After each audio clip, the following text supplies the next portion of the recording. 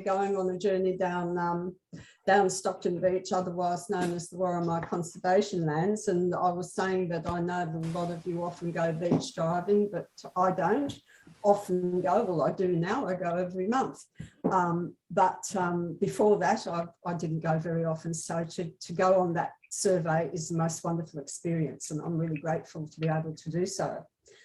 So I was going to start with a bit of history. So the Worimi Conservation Lands are also known as Stockton Beach on Newcastle Bight, which you can see there in the picture, I hope, is a highly significant cultural site for the Worimi people. And it is rich in artefacts and middens and all sorts of things, old fireplaces, etc. And all of that needs protecting, as it's very much an important part of our own culture. So before about now, you know, don't nail me down to dates, but before about 2008, anybody could go down along the beach in their four-wheel drives. There were no limit on the numbers of cars, and unfortunately some people just trashed the area and left all manner of rubbish, and like they've been doing that for a century, so you can imagine that there is quite a lot of rubbish out there. All right, Alice, all right.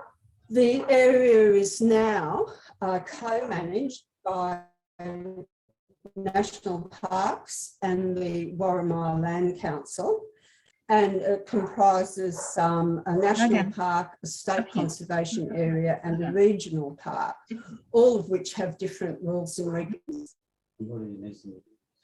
Okay, somebody needs to mute themselves apparently.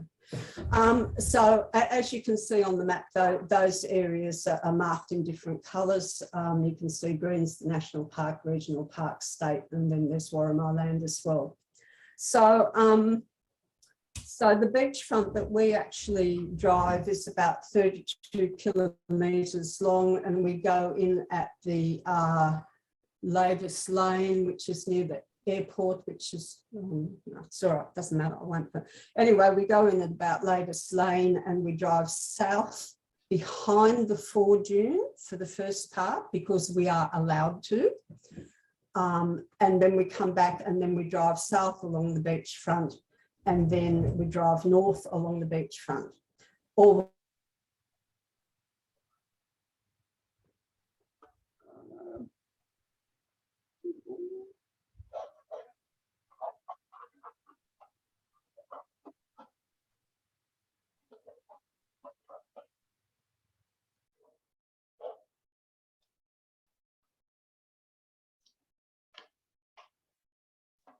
because it's not clicked on here. Now it will do it. Okay, next slide. Okay, so one of the big features, needless to say, are four-wheel drive vehicles. They are everywhere. Now there is a limit, and that's a good thing. And as you can see, certainly during holiday peak periods, the sand gets really messed up. One of the real pleasures of going out there sometimes is after a storm, when you're allowed to go and the weather is good, of course, and the beachfront is all smooth and the sand dunes are all swept flat, and that's absolutely gorgeous. Yeah, so tracks play a bit of a role, and I'll come back to tracks later. So gradually, so I think things started changing, say 2008 or something like that. And you know, it's a process. It takes a long time. But over these years, lots of fencing has been installed to guide people where to go. There are signs up, which is really good. There are now rules. You have to get a permit. Maybe you always had to get a permit. I don't know about that. But you have to have a permit, and you know, there are signs up about birds, which is extraordinarily wonderful. And also, this is some of the ways that they are protecting middens and artefacts by covering them over with, I'm not sure what that stuff is, and I did look it up, but I couldn't find the answer. But that is one method of protecting the middens and artefacts, is to cover them. And of course, with GPS technology now, people know where they actually are, even if in the next storm they get completely covered. So that, I think, was this year. We went up the beach and we managed to get to the southern section, but the northern section was closed because of erosion if the weather's terrible, they just close the beach because it's safer. And also it means that, you know, driving along the beachfront does not contribute to erosion. Here is some examples of erosion. I've kind of put dates on when these photos were taken, kind of. Yeah, so these are just some examples of erosion. Now, this is one of the ways that they're trying to prevent erosion, and also to build up the foredune, like that fore. So, you know, there's the beachfront, and then there's the foredune, and then there's the area behind the foredune, which contains the swales, which I'll show you in a minute. And then there's the massive high dunes right at the back. So sometimes the foredune's been breached, or in quite a lot of places. And this is one of the ways that they are now putting in this mesh and fencing, and the sand builds up behind it. And one day, maybe the foredune will be intact all the way along the beach. Storms happen quite often, as we know. We're having one tonight. And they often cover some interesting things, like these trench markers, which were put there in World War II. And I believe these are tank traps. And they formed, I think they were put there in about 1942, and they formed part of the northern defence line. So that was good that Newcastle was south of the northern defence line. So then periodically there are wrecks over there along the beach, and this is the wreck of the Signa. I think it was a Norwegian vessel, I've just forgotten, a steamboat. And it went aground in the 1974 storm, an East Coast low, huge storm that cost that, you know, there was flooding and mayhem everywhere. So it's been sitting there all of these years, gradually falling apart with each storm. And in 2016, poor old Signa disappeared altogether behind the waves. And sometimes at low tide, you can just see the very top of the mast, but it's all but disappeared. Another feature of the beach is this, what they call Tin City. Tin City is a legal squatter settlement, and it started as a shelter for shipwrecked sailors back in the 1800s. So I read. So the thing about, as I was saying before, the thing about Worimi is that it's very, very beautiful. And every time you go out there, it looks different. And sometimes I think, God, I've been coming out here for years, but I'll never know where I am.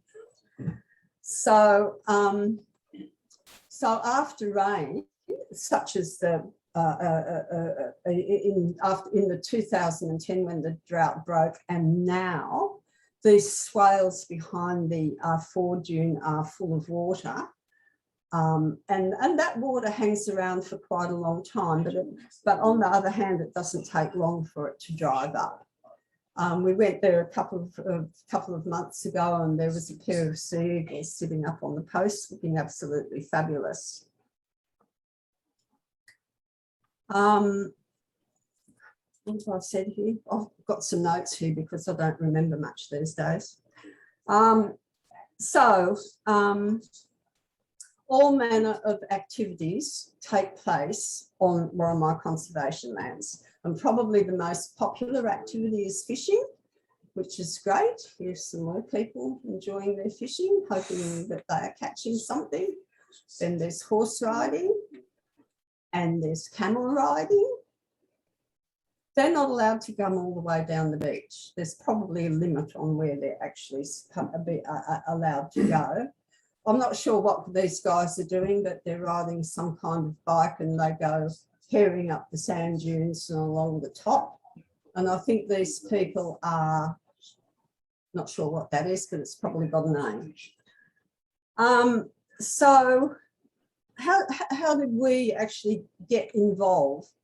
How did we get involved with going out there? Well, my memory is that Chris, Liz and I went out there in about 2008 just to explore the place. I just wanted to say before we go on to that, so that 32 kilometres of beach is kind of divided into 3 10-kilometre sites. Oh, okay. Screen sharing not happening.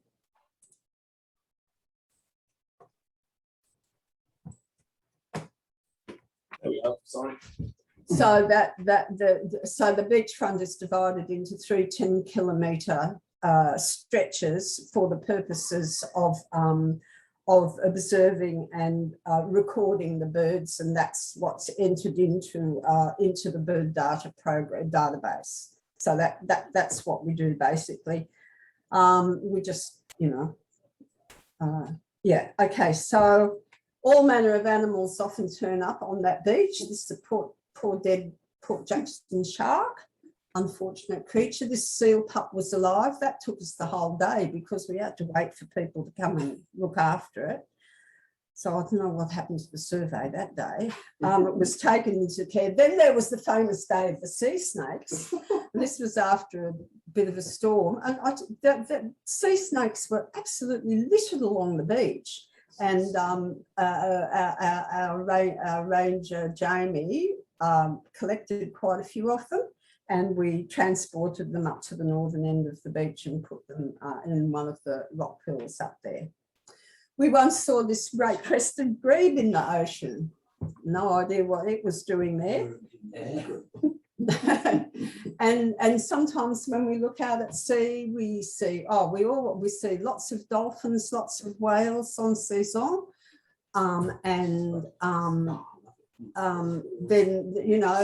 we see these fishing boats with the birds trailing behind them. They're probably wedge-tail shearwaters.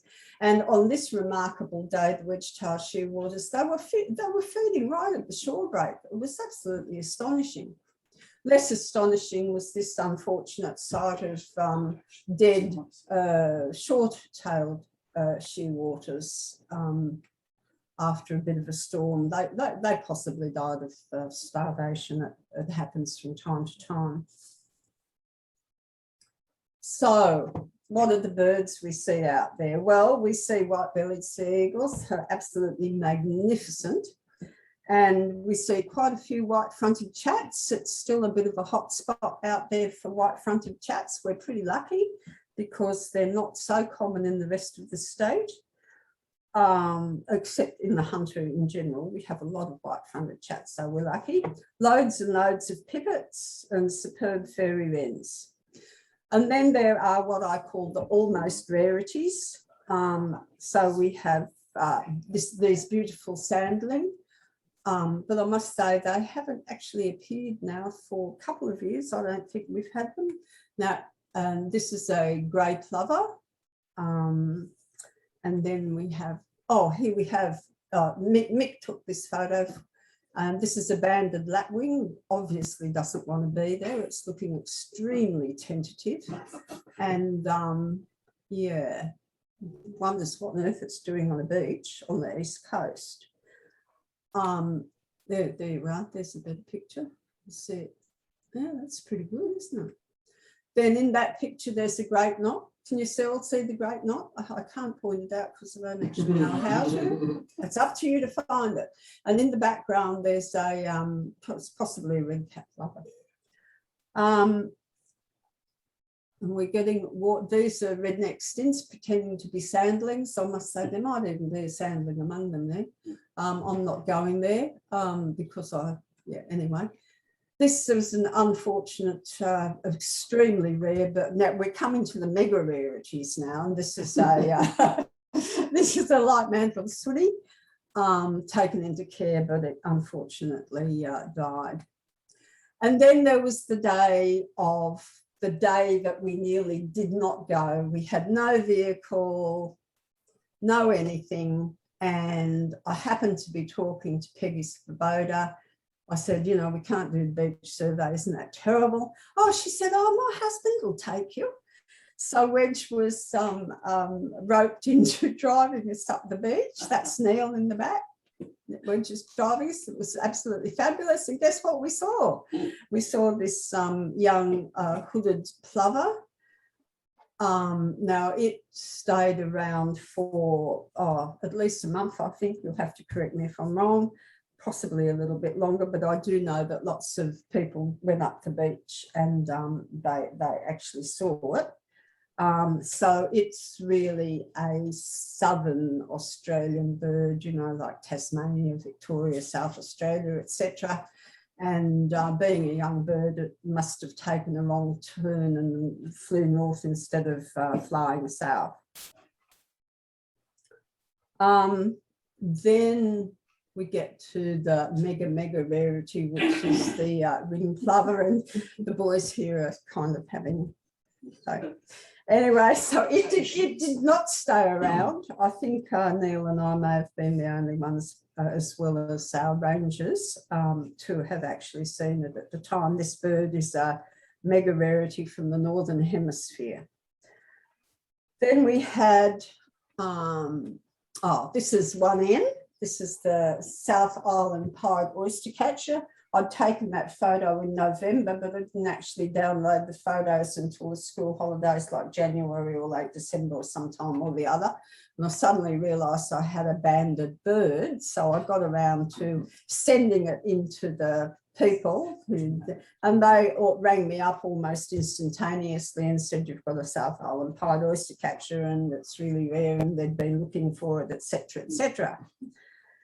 And then, anyway, a lot of people have now managed to see this particular bird, and it stayed around for a very long time, but we haven't seen it. We haven't seen it just lately. Dan and I and Liz came with us on Friday. We actually had one up on the beach last Friday as well. And then Tom might also have had one. I'm not sure whether it's confirmed. He might have had one the following day on Saturday at the Sandspit.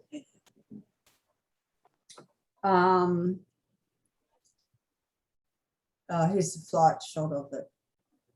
Yeah, they're dainty bird, aren't they? Terns are very beautiful birds, and I think this one's it's pretty nice, really.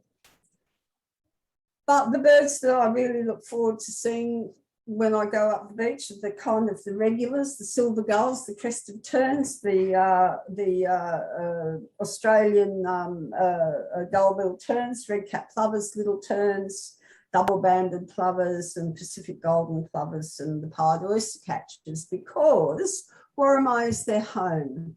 They're not rarities there, that is their home, and they depend for at least part of their life cycle on that habitat that's up there.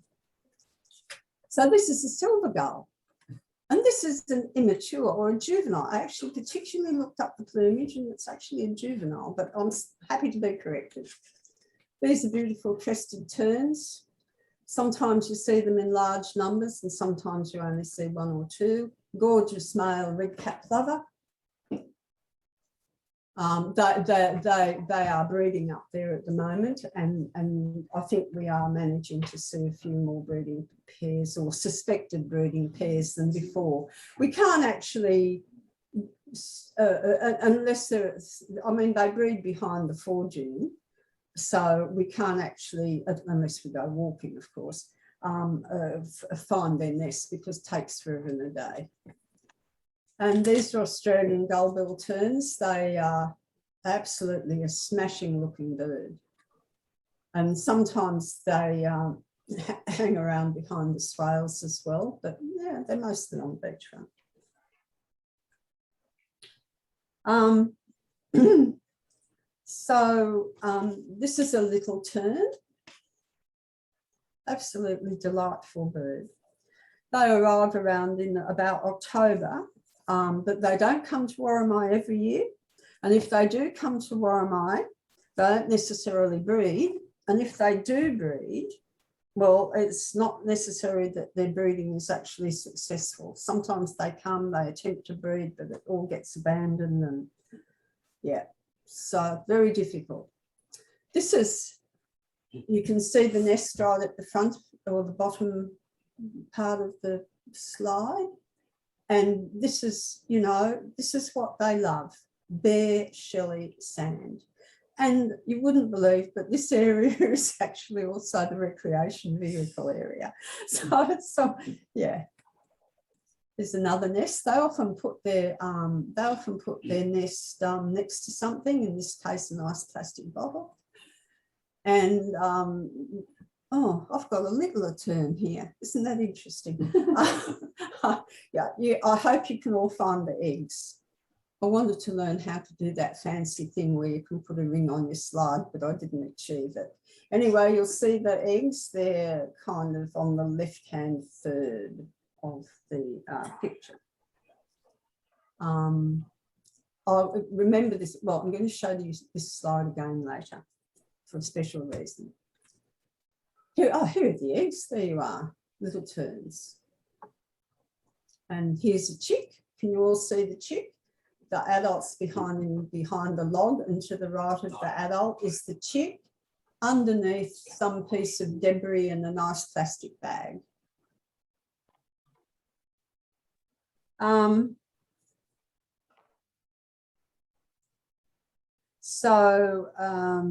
These little guys, they incubate for about 22 days, and the chicks fledge somewhere between 17 and 19 days. So it's quite a long process. Many things can happen to them in that time. Now, we actually have two populations of little terns that we can see in the Newcastle area. And so we've got that breeding population, which is critically endangered. And we also have a migratory population that comes down and spends its winter in the Northern Hemisphere down here during our summer. So, you know, I suddenly realised that, you know, people don't always write down whether they are seeing a little tern in breeding plumage or not. So it'd be really great if people noted that when they're entering the data on bird data. So, you know, at the time when the birds, when the young birds are starting to fledge, they might look a bit like these guys. So you have to be a bit careful about identifying them at certain times of the year. Yeah, but I reckon they're northern birds, but yeah. I'm just going to have a sip of water.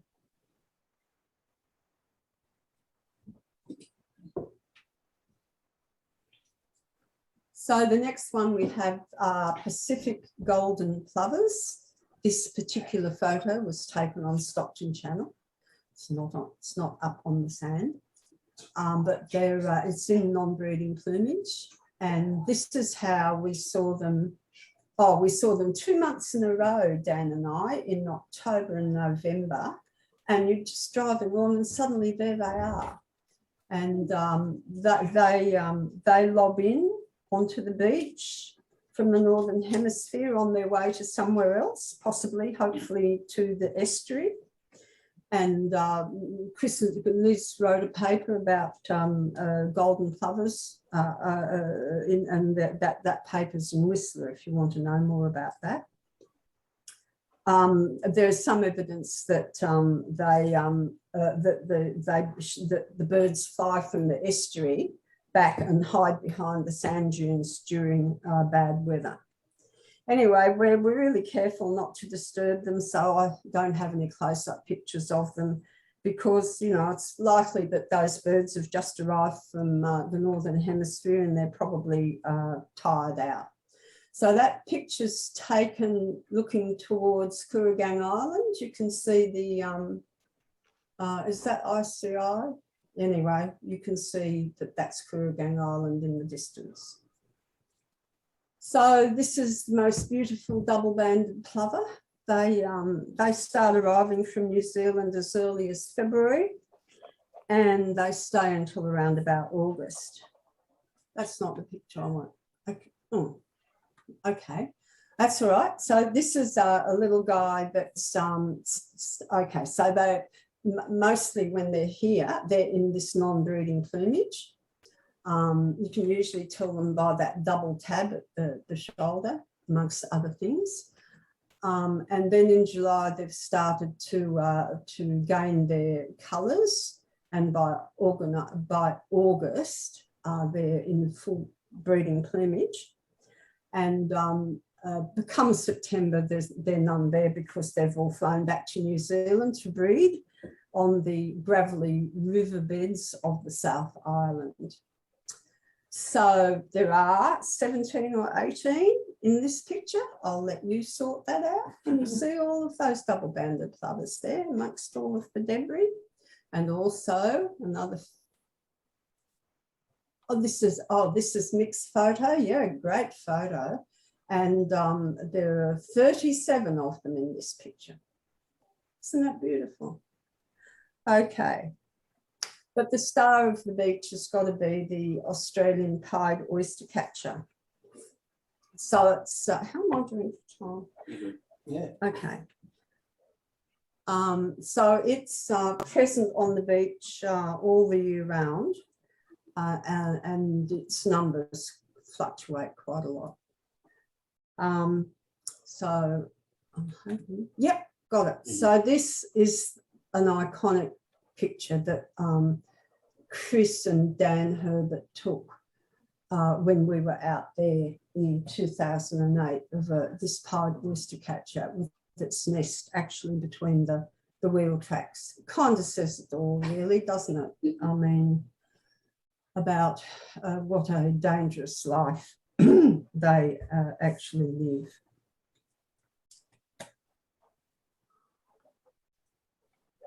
So it seems to us that the numbers of pied oyster catchers may have increased along the beach, or we may be seeing them more, or we may be better at seeing them more, or it may be that there are now more restrictions on their food. They like to eat pippies, and there have in the past few years there have been some limits put on how many, you know, the commercial, how many of these pippies the commercial people can actually take. But you know, it changes. You know, the bans are lifted, and yeah. Anyway, we think pied oyster catchers have increased, or maybe they're just flying. Maybe sometimes there's not as much beach traffic. And, you know, because people can't camp everywhere as they used to be able to just camp everywhere. They can't do that anymore because there's now a designated camping area.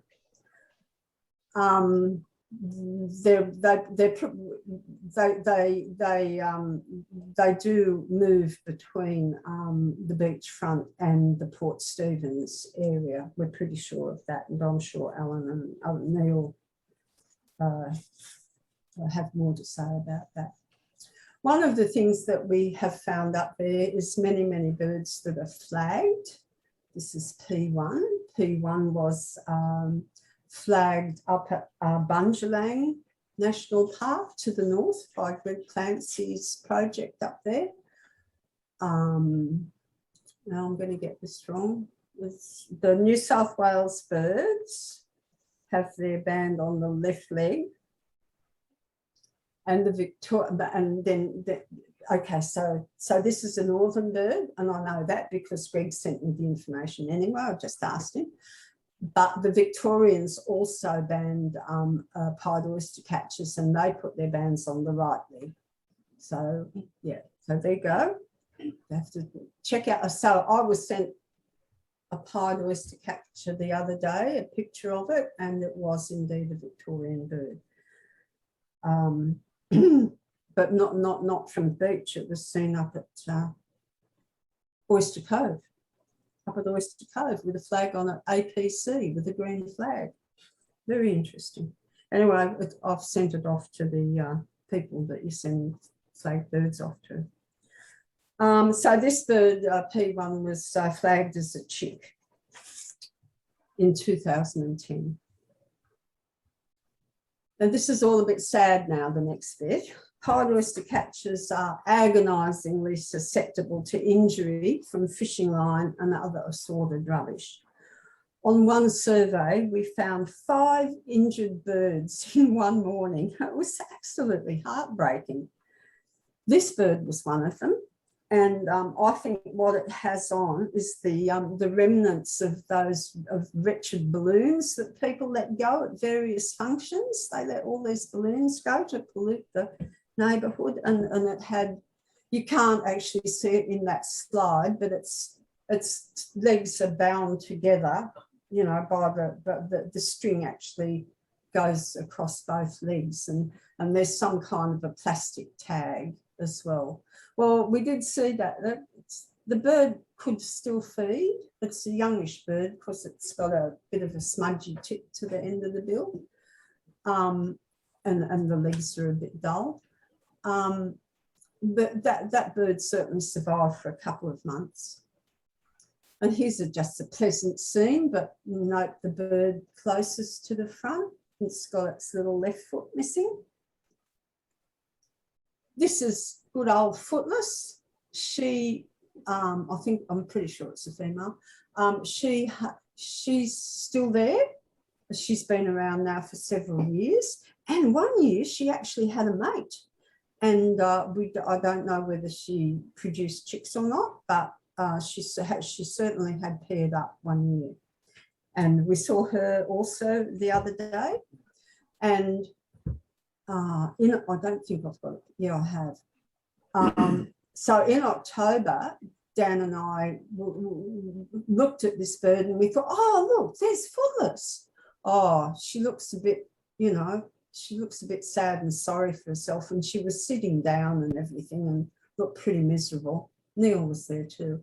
She looked pretty miserable, and we thought, oh, well, you know, maybe she's not going to last much longer. And then we saw on last Friday, we saw this bird again by itself, and just noticed the smudgy bill.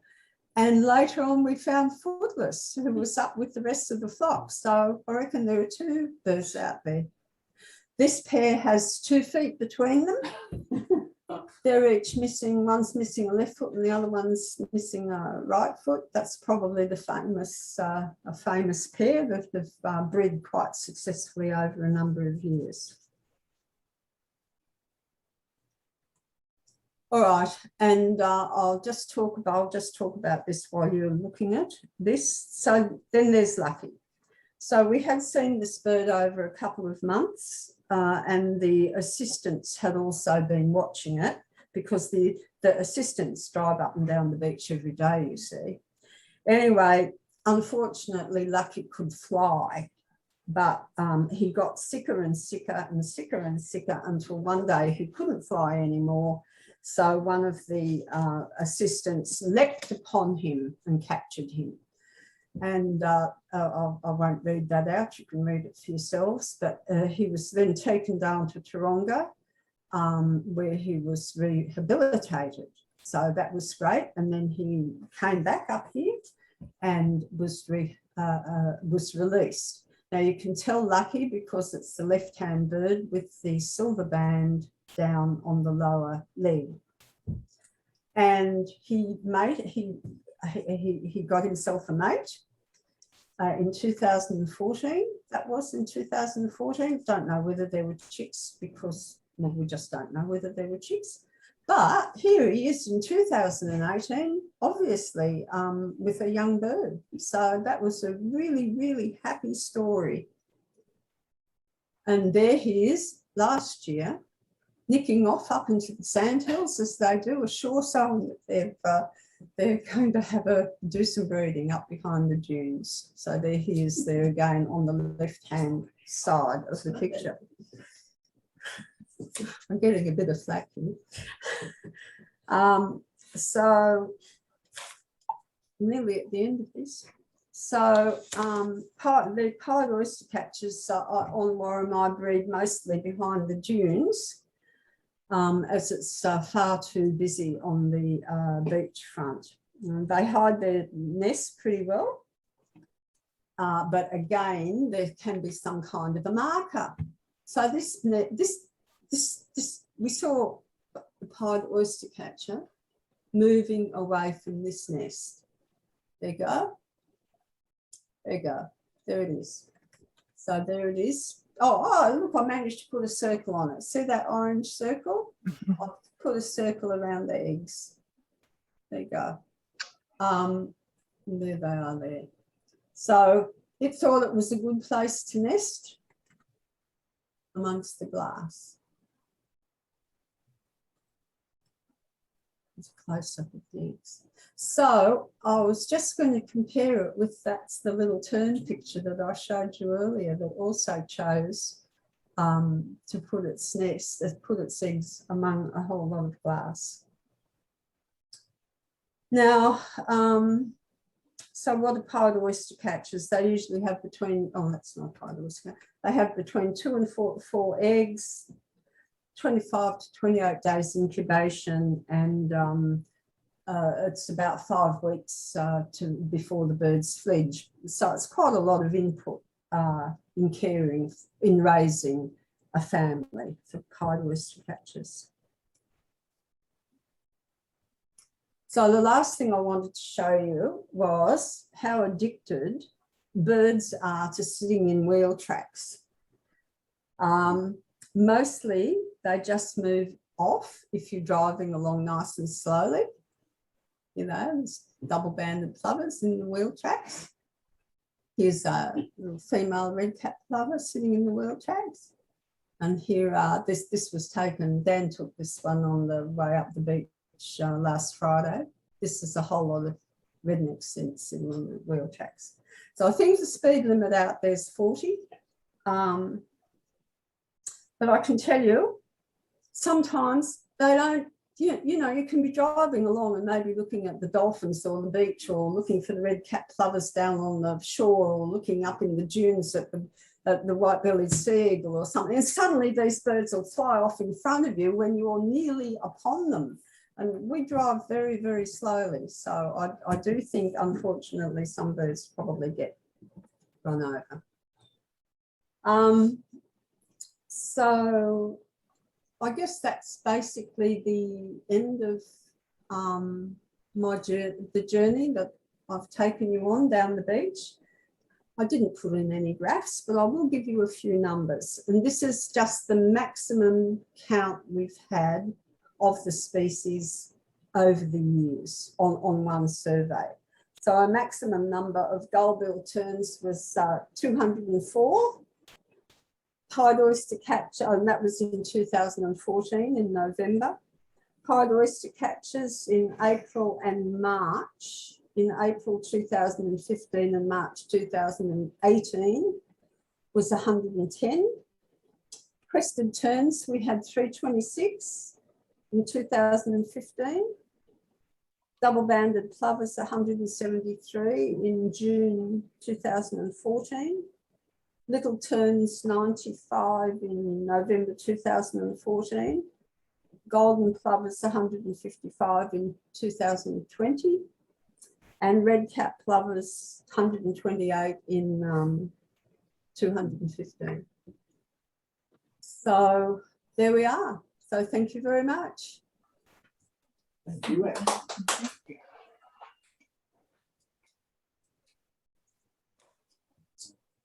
Yeah, I'll chair the questions.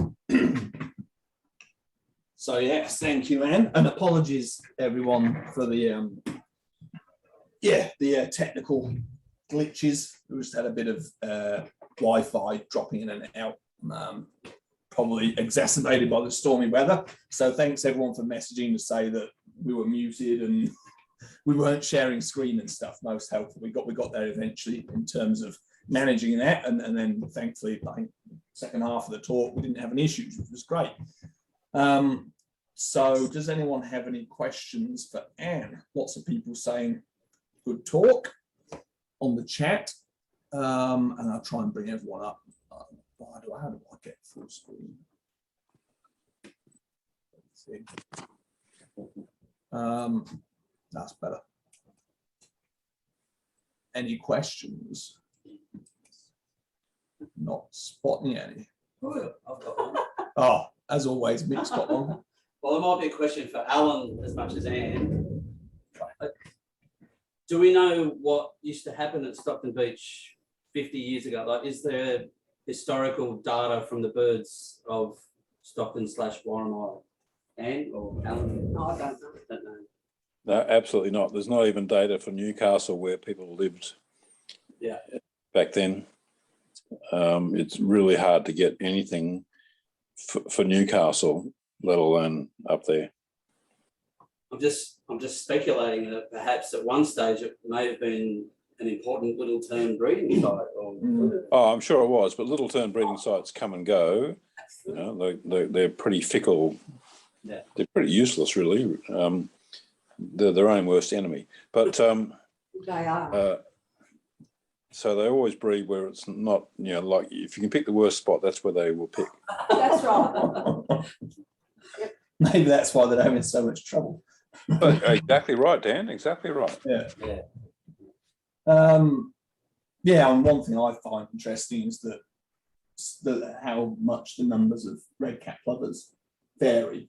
Yeah. Some days you can go out and see about 2 or 3 red-cap plovers, and other days Yeah. you go out and there's, you know, tens of them or 100 odd or whatever you had that time. It's just, and I just wonder whether a lot of the time they're in that sort of behind the Behind the dune. dunes, yeah. Yeah, Yeah, Dan, I reckon that's right, Dan. They're probably just haven't gone far.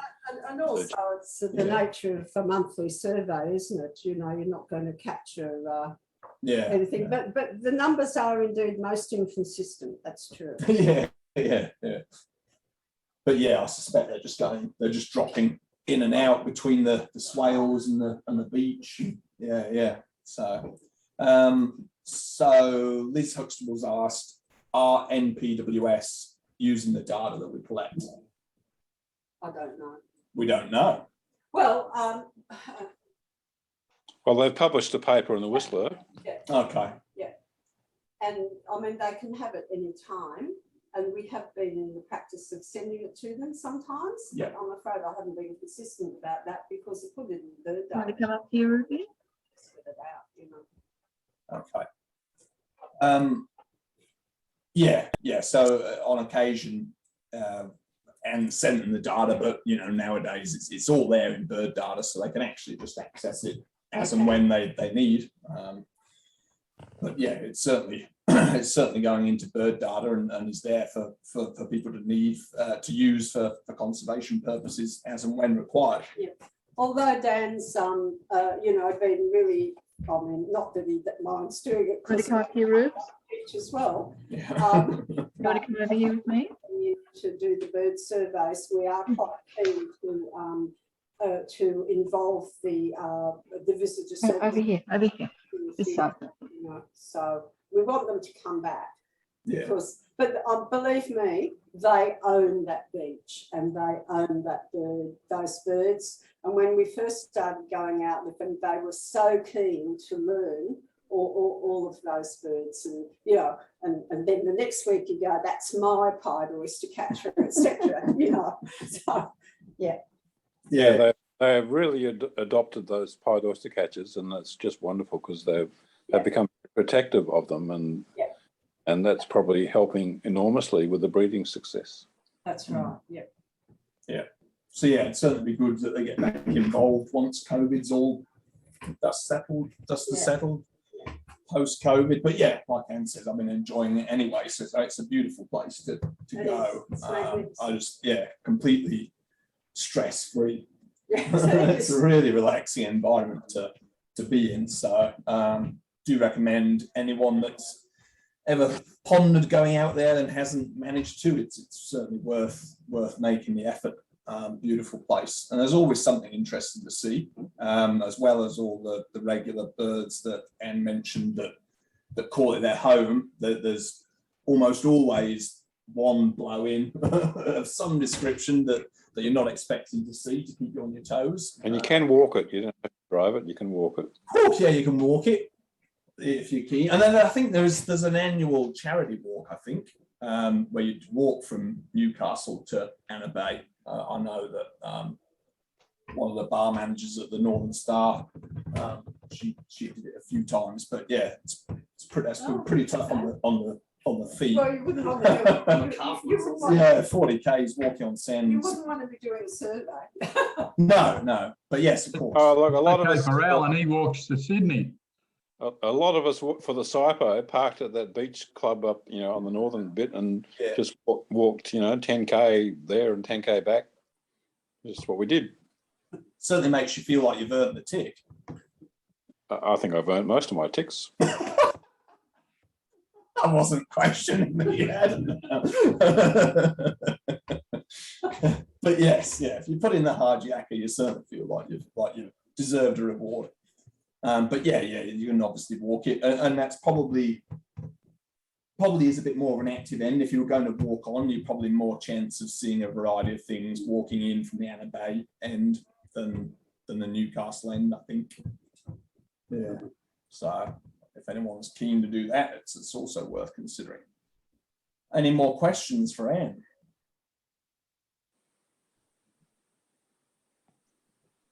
Oh, I think you've escaped lightly, Anne. I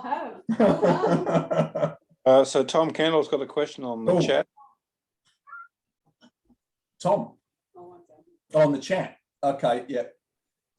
Is there any correlation with numbers of migratory shorebirds and availability of fresh water in the swales? Good question. No idea. Yeah, no idea. I mean, the swales are funny because so often they look like they should be teeming with life, and they're just devoid of it. They look like they, but often the swales are just completely empty. Yeah. And I mean, certainly we see some of the double-banded plovers sometimes around the swales. But by and large, everything's on the beachfront. I mean, they probably go behind the swales at night or something, or when we're not there. Yeah. I don't know that they're so dependent, or some of them are so dependent on fresh water. And certainly during those drought years, there wasn't a piece of, there wasn't a skerrick of fresh water in sight. The birds were still there. So I don't know. Is there evidence that the chats breed there? Have we ever had evidence? I think we've had, yes, I'm pretty sure we've had, birds doing their broken wing act out there at some stage. So there's been suggestive breeding. We haven't ever actually found a chat nest though. And we saw 7 or 8 males, didn't we? We didn't see any females. We didn't see any females last trip down. We only saw males. So we said we saw 7 or 8 of them, so it was pretty good. It was a good number. Yeah, so we did speculate whether we didn't see any females because maybe they were sat on nests, but impossible to know. Unfortunately, and with the swales, we probably only can view about 20% of the swales. I think. I mean, most of them are just completely hidden at that northern end, and unless you park the car every 200 meters and walked in every single one. You have to walk in all the time. So. And considering 9 out of 10 of them have nothing on, that'd be some hard slog. What we do. Sounds like a great drone project. It does, doesn't it? Yeah, good. Yeah, absolutely. Absolutely. Good thinking. Or a more targeted survey taking a longer time. I mean, you've got to rationalise whether you're going to do the whole survey, and already it takes at least a couple of hours. But I mean, you could have a day trip up there and just make a point of stopping at each swale and walking in and checking it out. It would add a lot. Yeah. And the drones would be good. They would. Oh, yeah, okay. Yeah. So we've got another question from Tom. Have any evening surveys been done to survey roosting sites? We're not working hard enough, then. Not by us. No, not by us. But I did go at the time of the ring plover. I can't remember. I think I went up with Bruce and Jeff. Did I up the beach? And it was much later in the day. And if Bruce and Jeff are there, they could maybe say. So. It was later in the day, and what I did note was that there were lots more birds, or more red-capped plovers up along the swales. Oh, okay. Yeah.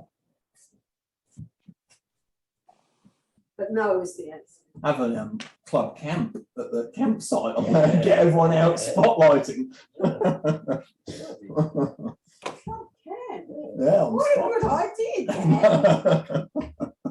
Club camp on Stockton Beach. Yeah. Yes. Everyone, In city, here we come. Yeah. But yeah, that's good because they've got designated camping areas now. Because I mean, it's obviously been a popular pastime for people to drive their four-wheel drives on at night and camp willy-nilly in the dunes. So they've actually got dedicated camping areas now to hopefully accommodate most people. I mean, sure, some people are still going to do it illegally, but yeah, we saw a few people using the campsites this last month, so that's good to see.